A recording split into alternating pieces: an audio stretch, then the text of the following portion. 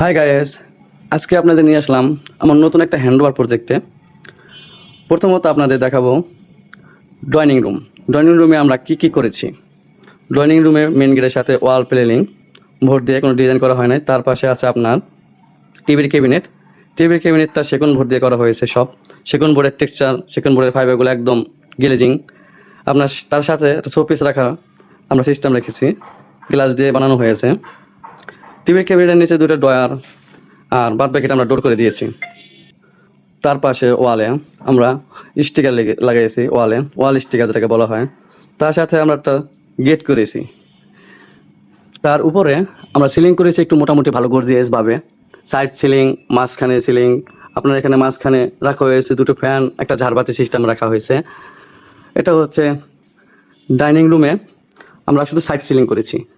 Dining রুমে আপনার side ceiling, মাঝখানে একটা সিলিং করেছি। তার মাঝখানে আপনার দুটো ফ্যান, একটা ঝাড়বাতি রাখার সিস্টেম রেখেছি। আপনার স্পট লাইট দিয়েছি সিলিংয়ে। আমরা সিলিংয়ের পকেটে আমরা ওরাম কালারের T5 লাইট ইউজ করেছি।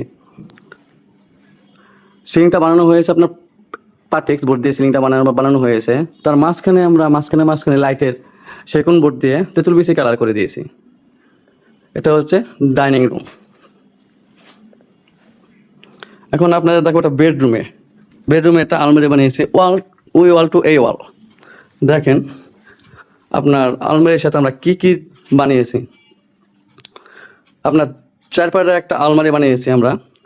আলমারির পাশে আমরা ড্রেসিং টেবিল বানিয়েছি। ড্রেসিং টেবিলের সাথে আপনার শোপিস রাখার, কসমেটিক রাখার আমরা সেভ করে দিয়েছি। তার নিচে হচ্ছে আপনার দুটো ডোয়ার, একটা পাল্লা দরজার মতো বানিয়ে দিয়েছি।